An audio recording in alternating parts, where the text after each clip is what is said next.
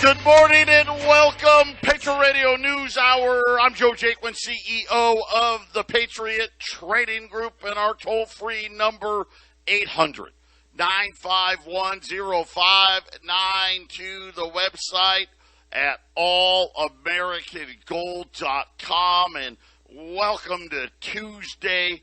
We got all kinds of more economic data out all over the place. We've got crazy geopolitical stuff happening. We've got a Federal Reserve that is, well, let's face it, best case scenario is lost. Worst case scenario, Jason, these guys have no idea what's coming.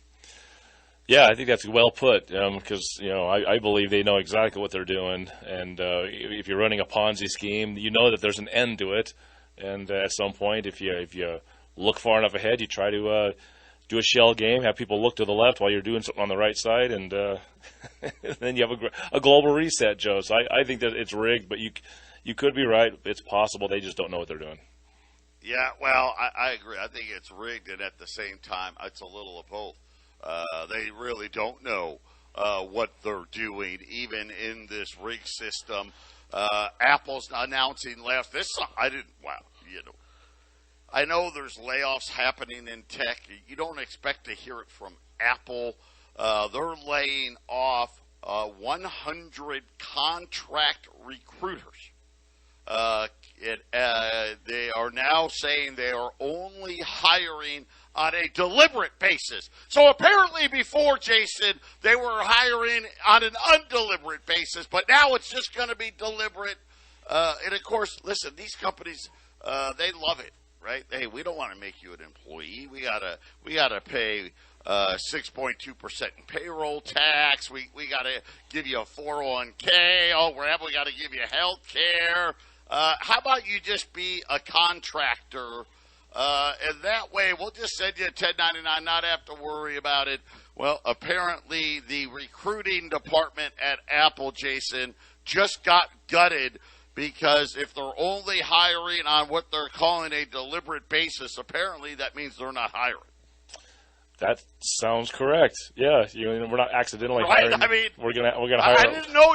Apparently, companies out there hire just non-deliberately. I didn't know. Accidentally hired. Yeah. Did we hire you? Are you qualified? Oh, you're not. Oh. You were one of those undeliberate hires, I guess. Yes, so yep. That just makes a ton of sense. We had a little bit of economic data out today. We had some earnings reports. Walmart, last month they lowered guidance and all that. Today, I want everyone to relax. They made the lower numbers today and then reiterated those lower numbers for the rest of the year. Of course, as we know, why not reiterate, right? Because all you need to do is wait a couple of months. Oh, did we reiterate? Oh, we're taking that back. We're going to lower them again. But they made it Home Depot. Not the massive beats that we've been seeing from Home Depot. So they did this is the analyst number. We're going to be just above that. So they were just above it. But normally Home Depot, Jason, has been having blowout numbers. I think a pretty good sign of what's happening. And then home builders, we've talked a lot about them. Obviously, they now say that at least in new homes is in a recession. Today we had housing starts and permits. So this covers two different things. Starts. This could be single-family homes or multi-level multi-family homes. And same thing with permits, right? Single-family, multi-family. Let's start with the starts. Coming to a dead stop. This is a July number. One of the largest, if you got to throw out the COVID, right? What was it? March, we said, hey, everything's shut down. But if you throw that number out, this is one of the worst month-over-month drops in housing starts. We had a housing crisis in 04, 05, 06. Well, I guess 0506. But housing starts down month over month, almost 10%, 9.6%.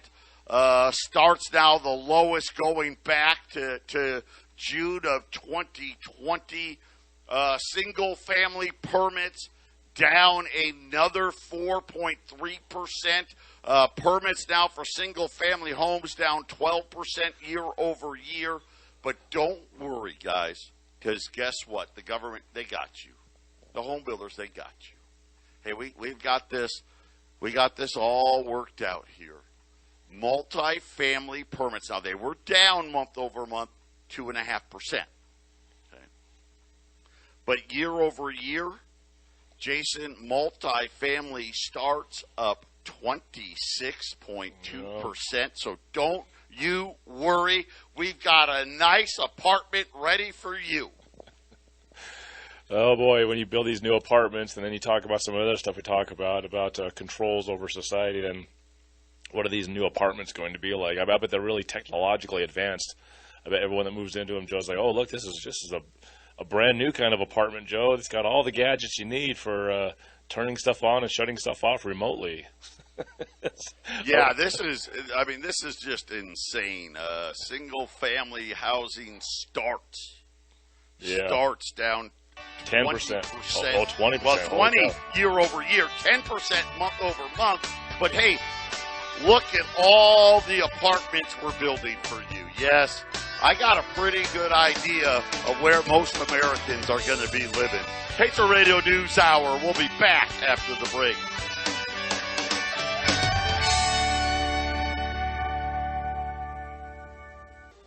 Eight 800-951-0592. One last, listen, I don't know where housing's going, but it's not good.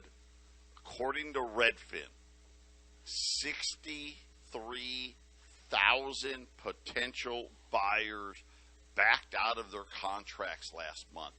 That is near an all-time record high. I mean, my public school education, 63,000 times 12. That'd be 756,000 homes, would be backed out of what's happening in the housing market, Jason. And when you think about, where we sit with new homes, that would be like all the new homes. Seriously. Existing home sales somewhere just north of 5 million last year. Those were existing homes. New homes, the number was just north of about 700,000. Jason, this represents, and obviously not every home got canceled, but a whole lot more than the 15% that they were saying last month are backing out of these homes. Yeah, I've observed that myself, Joey. The spending has gone down to nothing, and I'll say this: it's interesting because I think some banks are going to put themselves in some trouble because I think they're so confident that the market will crash and then the rates will come down and they'll start spending money, printing money again. That some of the loans that some of these banks are giving out, Joe, are really, really low. And it's almost like they're taking a loss and waiting for things to come back down. I saw some people that are trying to get qualified for 4.1%, and I mean that's the Fed funds rate is up 2.5%. So they were giving 3% loans out before they started raising the rates. Shouldn't that be in the 5s and the 6s for most logical loans? But there's still some of these banks, not a lot, but there's some of these banks out there giving 4% loans, Joe, and I'm wondering how much trouble they're going to get into if they keep raising the rates and it just stays high. I don't think the bank's going to be able to support themselves. There's going to be a lot of contagion. Why do I get a funny feeling right before the people go to close on these 4%ers? The rug gets pulled out of them. Maybe for one day, like 3 weeks ago, remember the 10-year note got to like 2.5? Maybe for like a day you could have pulled that off. I don't think so anymore. But remember now, Congress just passed this bill, and the House passed it. right? The Senate passed it, Biden signed it, the infamous Inflation Reduction Act. And, of course, I let all of you know, this is nothing more than really arming the IRS to come after people, period. And as I told you last week, the IRS has already said, listen, we're not changing any percentages. So the IRS, they do X amount of audits a year. And then let's just throw out a number. They do, 2 million audits a year. Well, they're going to double that. Okay, they're going to, I shouldn't say double. They're going to, increase the amount of audits by 50%. They would want you to believe, matter of fact, by their comments that the Democrats, says no Republicans voted for this, but the Democrats that voted for this, they want you to believe that this is all these people are being hired to audit the millionaires and the billionaires. The IRS last week said, oh, no. Listen, 10% of our audits were for the billionaires, 10% were for the millionaires, and really it's probably more like 5 and 5, right? And then the 100,000 heirs, right, 30%, and then you poor people, 60% of the audits are on people making $75,000 or less. And the IRS said we're keeping the same percentages. So obviously we're going to be audited more. But the CBO, that's the Congressional Budget Office, has now weighed in on the bill. Because, I guess, Jason, to be fair to the CBO, we got to wait for you to pass the bill before we can actually confirm or deny if anything they told us was actually true. And again, there's no punishment for the lying, right? The first thing they said is this bill's going to lower inflation, right, Jason? That right. Everybody, that's all they say. Well, guess what the CBO said? Nope, not going to lower inflation. And they said if the way we look at it, it's most likely going to increase inflation. Duh. And obviously, listen, when the bill starts with spending money we don't have, that's inflationary. Because what really is inflation? It's the creation of money out of thin air. That's what inflation is. One of the symptoms of inflation is everything costs more.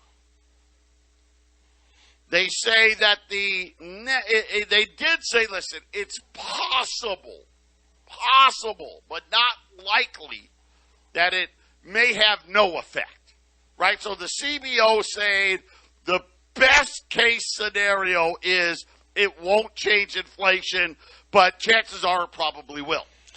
Well, so Joe, then the question remains then if it either doesn't change inflation or it's not going to help inflation, and as you said, it's kind of an IRS enforcement bill, then what is the goal? And the thought that's kind of crawling through my mind, Joe, is let's say the digital currency happens to be implemented, let's just say 2025, or after the next election. You got 2023, the rest of 2022, you got 2024, to where you have a massive amount of IRS agents. Let's just face it, you have 87,000 more than what they, added on to what they already had. Just the phone calls from the IRS give people stress. Hey, we're thinking about looking at you, and then you never call that guy back. But that guy's going to be walking around thinking, oh, are they going to be coming after me? Then you have more audits going on, Joe. This goes on for, let's just say, 2 years. And then when everybody's freaked out and everyone's tired of the IRS poking around everyone's business, because who wants the IRS calling them? Who wants to go through an audit? Then suddenly say, well, we got this digital currency, and this is going to stop all the IRS calls. Aren't you going to love our digital currency? No more, we'll be able to do taxes directly to our digital money. Why do I get the feeling they have to create a boogeyman so that people will accept the digital currency more heartedly, Joe? Could be. I actually have a worse scenario because you're right. Who likes it? When you get a letter from the IRS, you're in panic mode. Yeah. I mean, you're in panic mode. You need a lot of guys to send 300 million people letters, or at least a percentage. And again, I don't know that it ends with the digital currency. I think the IRS, they're going to create laws. Simply put, how much gas you can use, how much how big your house is, your carbon footprint. They're going to use these IRS agents to come and conduct audits and say, hey, we told you you're a family of 4. You were only allowed, and I don't know what the number, 100 gallons of gasoline a month. And we notice on your taxes that you didn't say that you're only allowed 1,200 gallons of gasoline, but you used 2,000. You didn't apply for any carbon relief credits, right? I mean, this is right. kind of what I think they could be. I don't know that they go away. I know a lot of people do think what you said. Hey, with the digital currency, we won't need to worry about the IRS. I think it could go the other way. Here's what I do know. In the interim between the two, you better get your money in as much tax-free stuff as possible. Obviously, gold and silver is a great way to go. If not, call my son Joey. I'll give you his number again. I've been telling you for how long. A major reset is coming. Get your money protected and get it as tax-free as possible.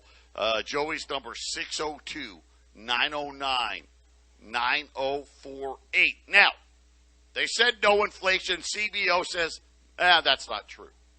Then they said the bill was going to reduce the deficit, right? And they came up and said, well, look, we're going to institute this 15% thing, and we're going to raise certain taxes on small businesses and blah, blah, blah. CBO said,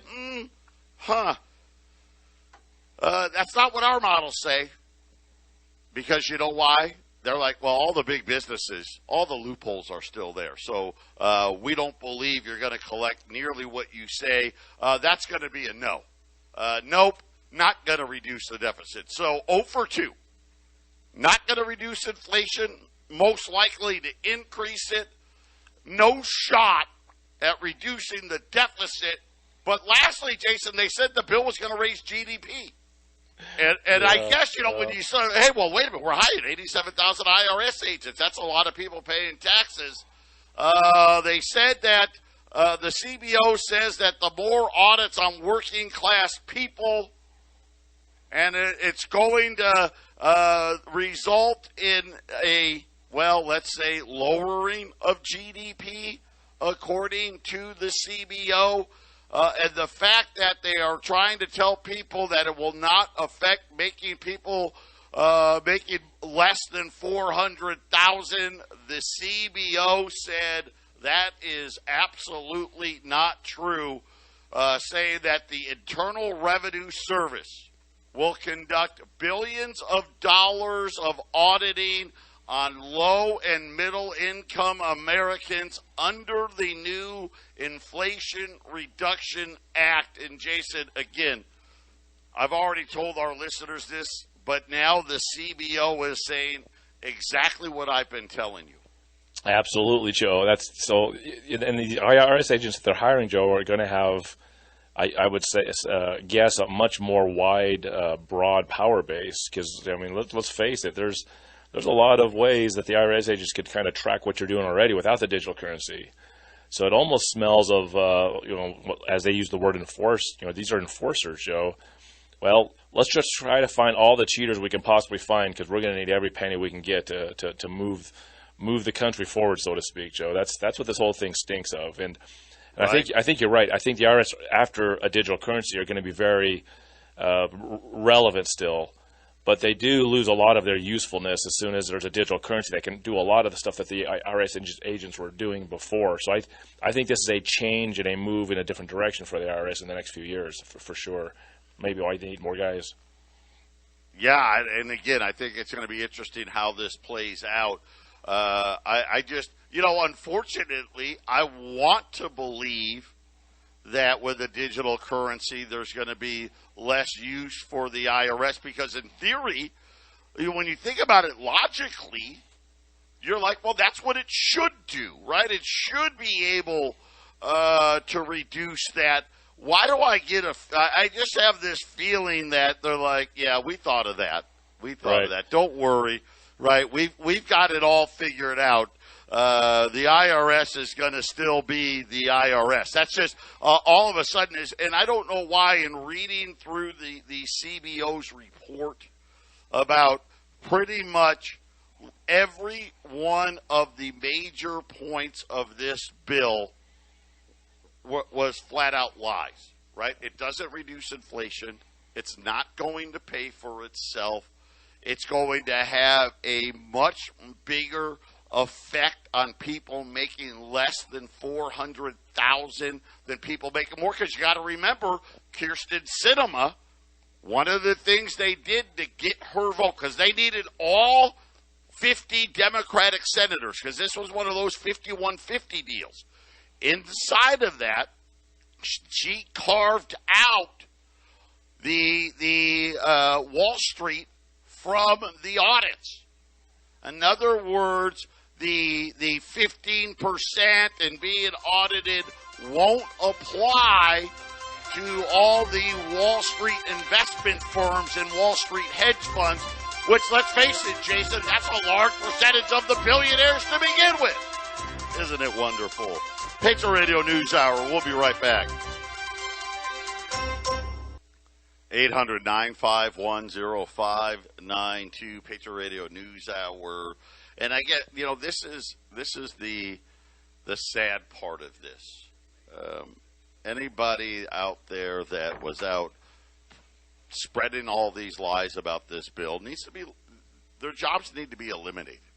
But they won't be, right? Because this is what our politicians do now.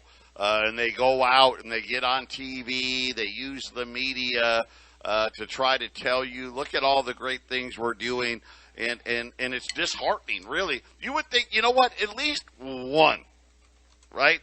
You had 4 big things you were claiming you were going to do, and the CBO says, guess what? We've looked at the bill, what you've actually passed, all the little exceptions, and find out none of the things you said publicly are actually going to happen. The exact opposite's what's going to happen, Jason. Yeah, well, it's kind of the government's sort of situation with anything now. If you have a war on terrorism, then there's more terrorism suddenly. If there's a war on drugs, suddenly there's more drugs. So yeah, if they have an inflation bill, obviously it's not really going to fix the inflation, is it, Joe? And again,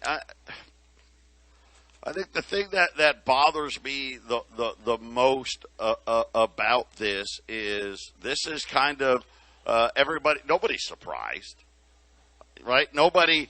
I don't even know that anyone actually believed what they were saying to begin with. And again, this gets passed. This bill gets passed, and I want the people that all of you out there, which is probably the vast majority of it. I'm sure we've got some millionaires that listen, and we've got, maybe a billionaire, maybe, or that may just be wishful thinking on my part. But all the rest of us, we fall into this bill where the CBO says, oh, you guys are going to suffer the lion's share. You're going to be the ones, the lower and middle class are the ones that are the true targets of this bill. What do you think this tells you? You think the Democrats didn't know this? Of course they knew it. Of course they knew it. Why weren't the Republicans out everywhere saying, hey, lower and middle class, this bill's going to, they're going to increase your audits and we're coming after you? No, all they did was mock the inflation side. I think it was both sides knew. They don't care. This is what they want. Because the money that funds both sides wants it to happen, Joe. So you have the fake opposition vote from the Republicans, and then you have of course, the Democrats are always going to push us more towards socialism. So it's the way it always works. I think it's a good observation, Joe, that you're seeing that we didn't see anything about the Republicans really coming after this thing hard. We don't seem to have people like that in Congress anymore. No. I mean, we heard them mock the no inflation. But I didn't hear them coming out and saying, hey, oh, by the way, I actually even gave you the numbers.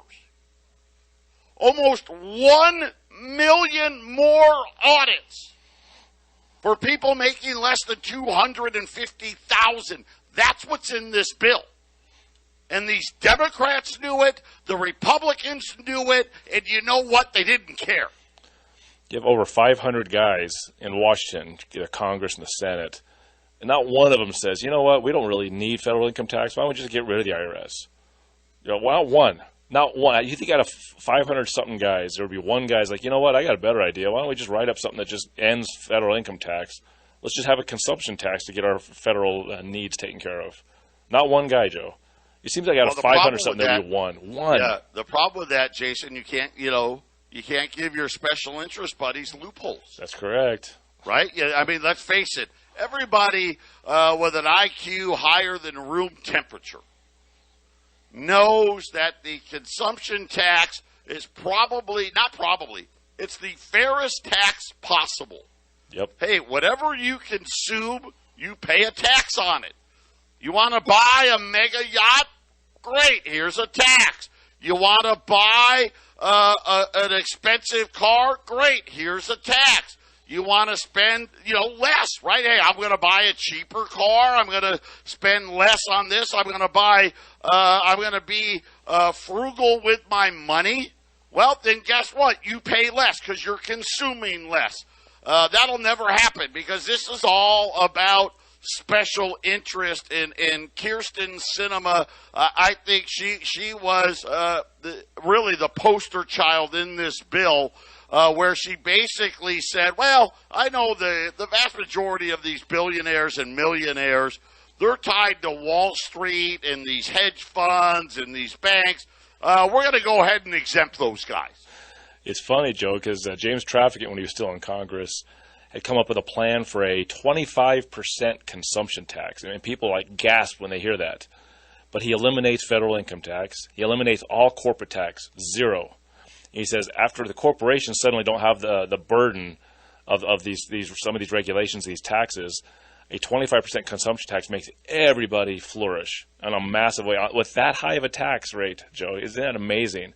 He had his guys do those numbers, like look at 25% consumption tax with the burden of the federal government where it's at today. At that time he was doing it, everyone flourishes. Get rid of the corporate tax. Get rid of the death tax. Get rid of the IRS and the federal income tax. Dude, you can get rid of the payroll tax. Get rid of the payroll tax. That's gone. I don't need any of it.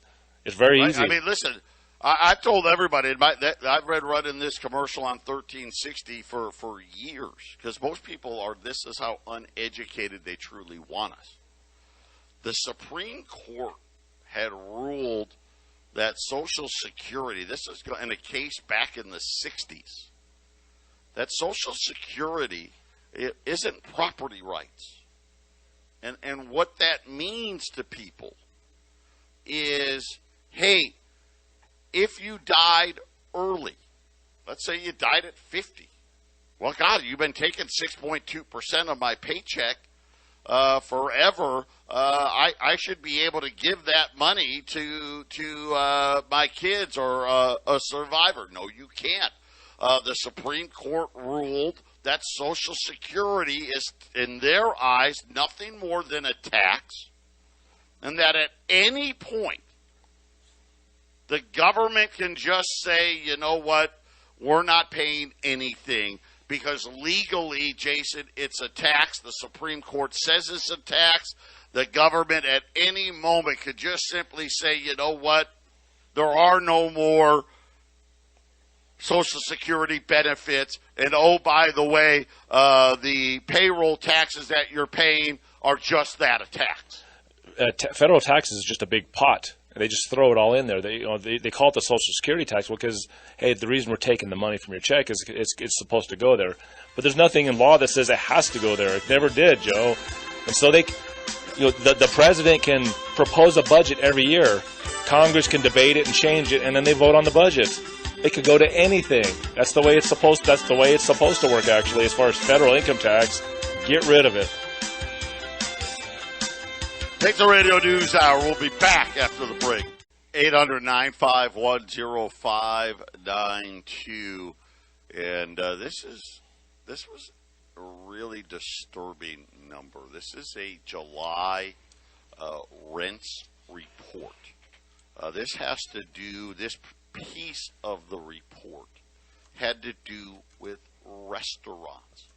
And they highlighted in this report the pain of the independent restaurants. So take out the big chains, right? So take out, we're not talking about McDonald's and Burger King. We're not talking about Olive Garden or Red Robin, right? We're just talking about independent restaurants. So this is a mom and pop. I got one location, right? I've got one spot, and this is how I make my livelihood. According to the numbers in July, 45% of independent restaurants weren't able to make their rent payment.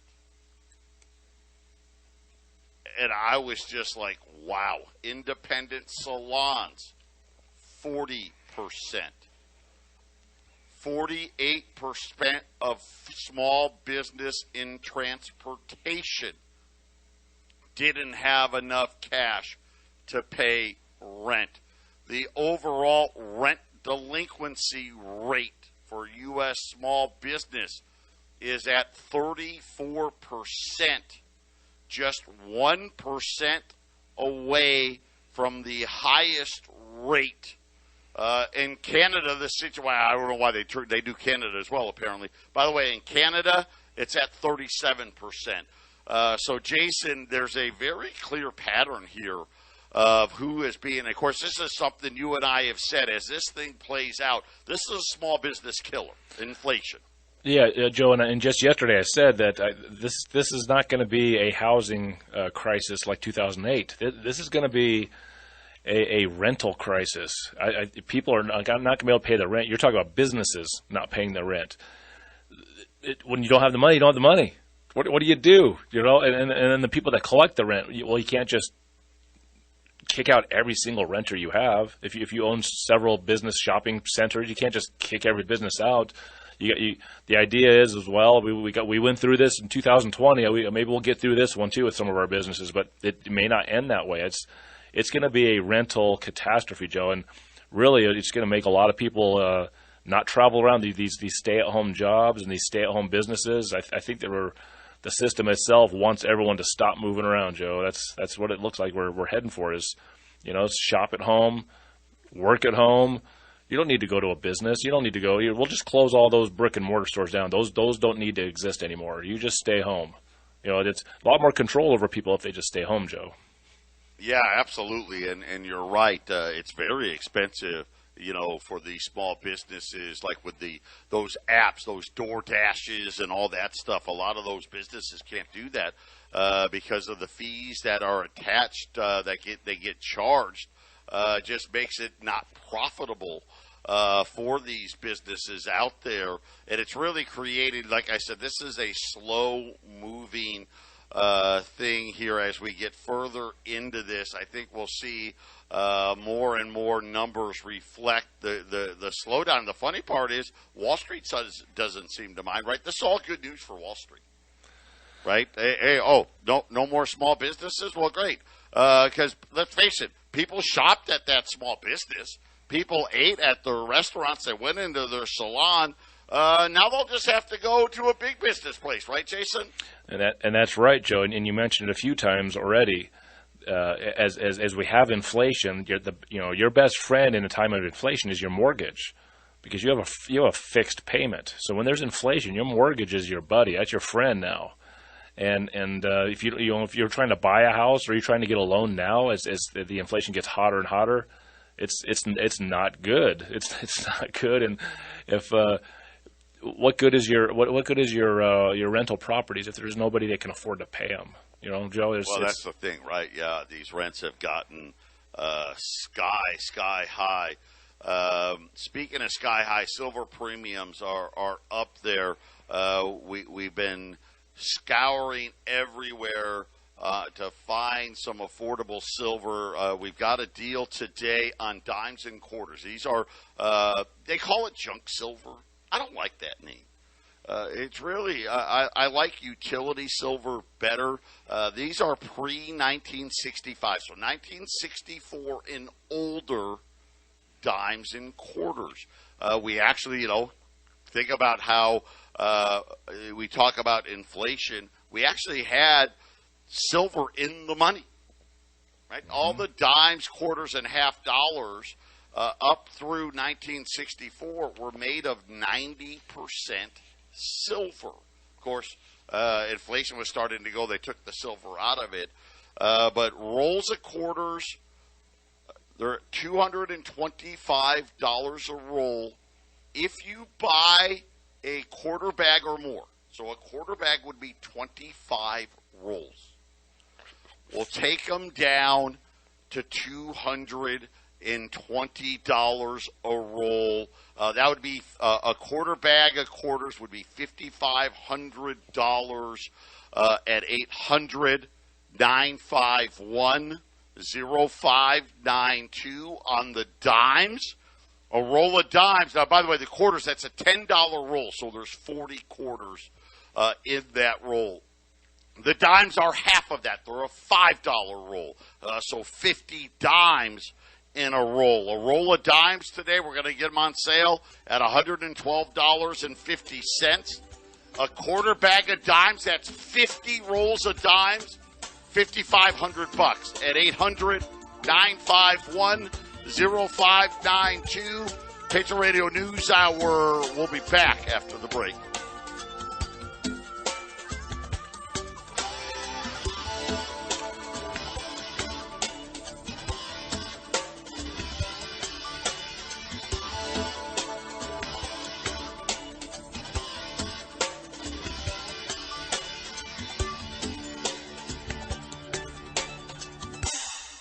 800-951-0592, Patriot Radio News Hour, utility silver special, $5 off a roll of quarters at $225. If you buy 25 rolls or more, make it $10 off, $220 a roll. So a quarter bag or 25 rolls would be $5,500 on the dimes. Remember, the dimes, it's only a $5 roll.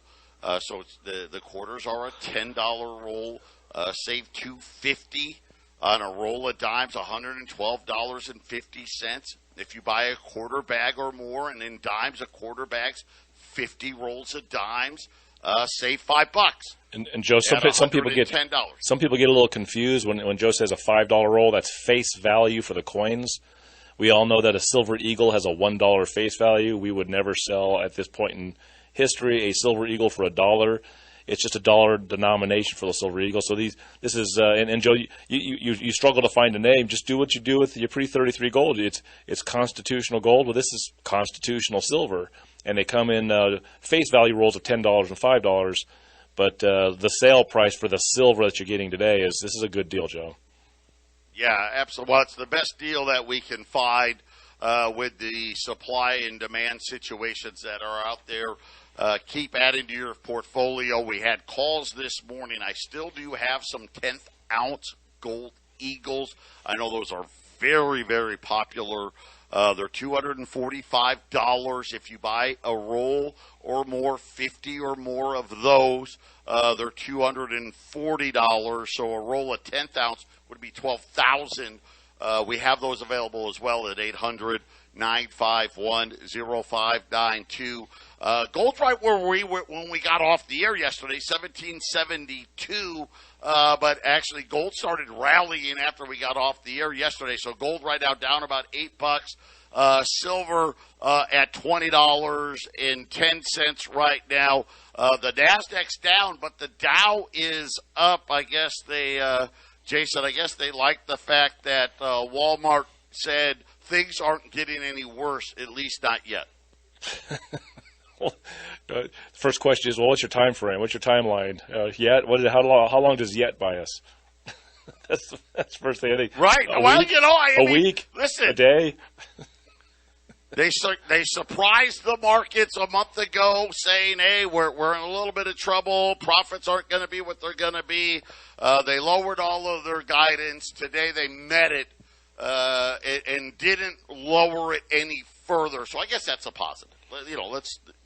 If you want to take something positive out there, Walmart says they're going to be okay.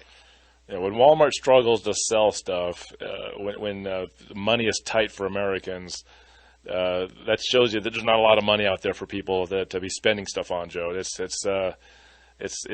crazy. I mean, running the radio station, Joe, how many times have I said it in the last month and a half? The spending has just stopped. I mean, of course, there's some people with the money, but Joe, it's not like it was just 2 months ago. It's tough out there, and we didn't get to this one last, and finally, cotton. A mega drought in Texas, where a large quantity of the cotton produced in the United States, they're calling it a complete disaster, the largest cut in crop estimates in the history of the USDA, saying that it's the worst they've ever seen it, talking about farmland to dust in Texas. All those cotton shirts, Jason, I guess they're going to start costing a whole lot more